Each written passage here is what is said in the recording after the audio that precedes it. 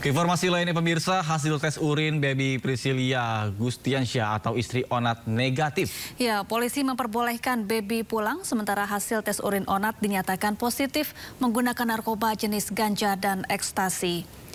Dalam sambungan telepon, Kasih Humas Polres Metro Jakarta Barat AKP Wisnu mengungkapkan bahwa pihak kepolisian telah melakukan pemeriksaan urin terhadap baby Priscilia Gustiansyah dan hasilnya negatif narkoba.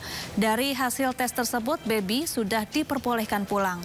Sementara hasil tes urin Onat dinyatakan positif menggunakan narkoba jenis ganja dan ekstasi. Hingga kini proses penyelidikan kasus penyalahgunaan narkoba yang menjerat Onat masih terus dilakukan. Bahwa telah dilakukan pemeriksaan terhadap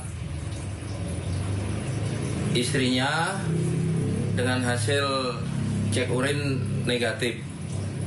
Sedangkan untuk saudara OL sendiri hasilnya adalah positif. Untuk satu orang yang sebelumnya diamankan juga, yaitu inisial KR, dari hasil pengecekan tes urinnya, hasilnya juga positif. Sebelumnya polisi menangkap artis Onadio Leonardo bersama istri terkait kasus penyalahgunaan narkoba. Penceramah muda Habib Jafar yang juga sahabat Ona menyampaikan keprihatinan dan kekecewaannya.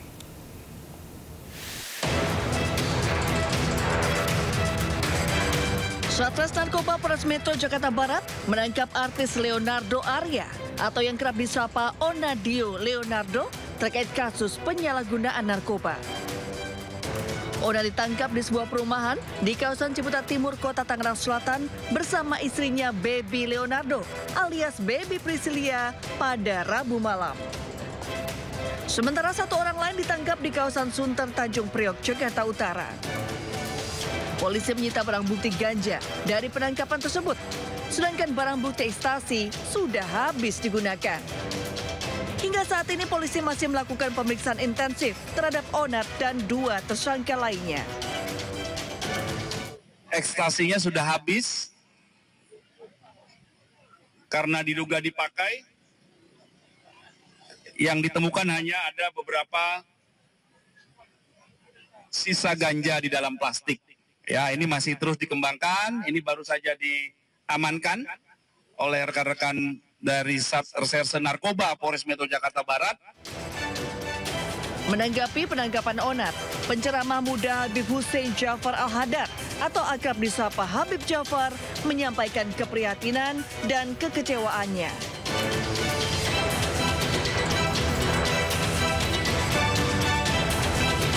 Melalui unggahannya di media sosial, Habib Jafar mendoakan agar Onat bisa terlepas dari narkoba.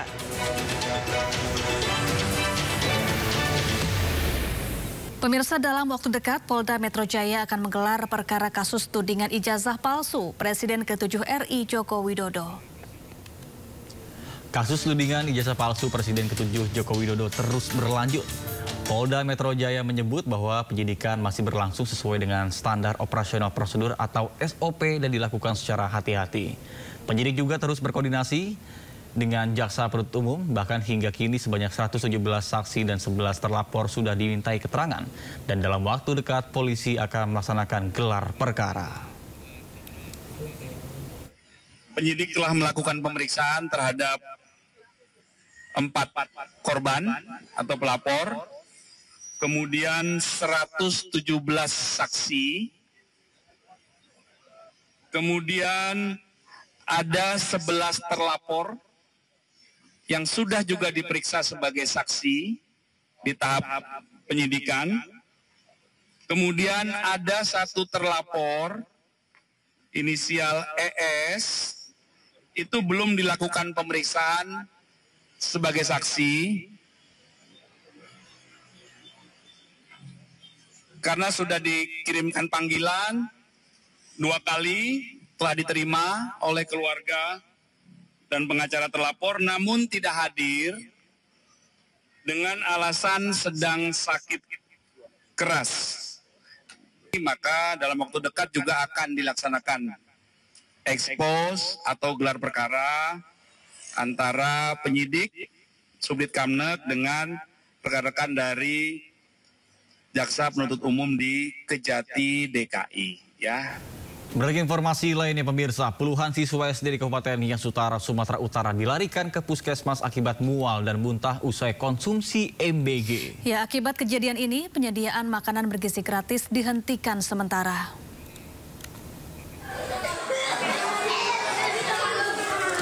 Inilah cuplikan video beredar di media sosial memperlihatkan puluhan siswa sekolah dasar di Kecamatan Sawo, Kabupaten Nias Utara, Sumatera Utara dievakuasi dari ruang kelas ke mobil ambulans untuk mendapatkan pertolongan perawatan di puskesmas diduga keracunan usai mengkonsumsi makan bergizi gratis.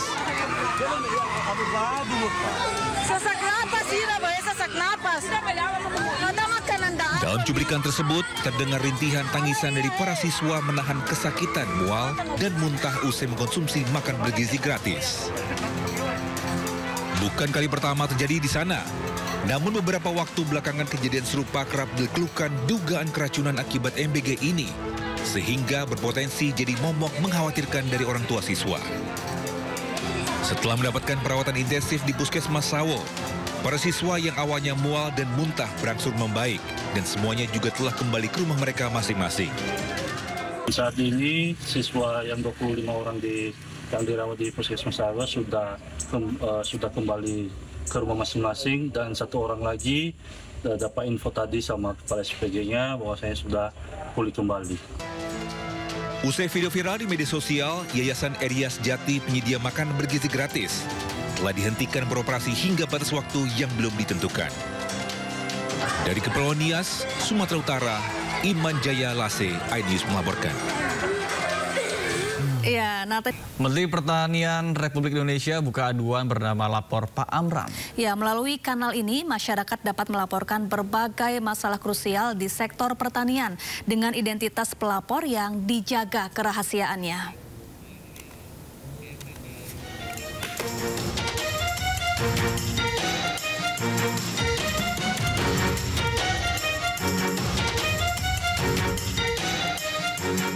Menteri Pertanian RI Andi Amran Sulaiman meluncurkan kanal aduan masyarakat melalui aplikasi WhatsApp di nomor 0823 1110 9390 bernama Lapor Pak Amran. Layanan ini dibuka sebagai saluran bagi masyarakat, khususnya petani untuk melaporkan berbagai masalah krusial di sektor pertanian. Laporan masyarakat tersebut diantaranya: 1. Kelangkaan atau penyelewengan pupuk.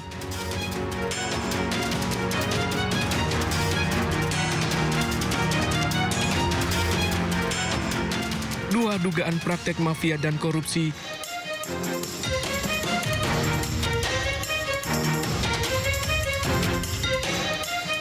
3. Masalah terkait traktor dan alat pertanian.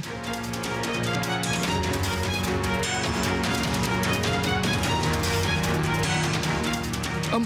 Penipuan jual beli alat pertanian.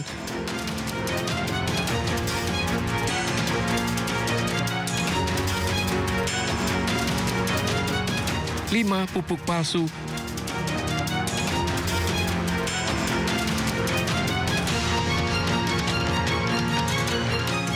6. Segala bentuk penyimpangan yang merugikan petani.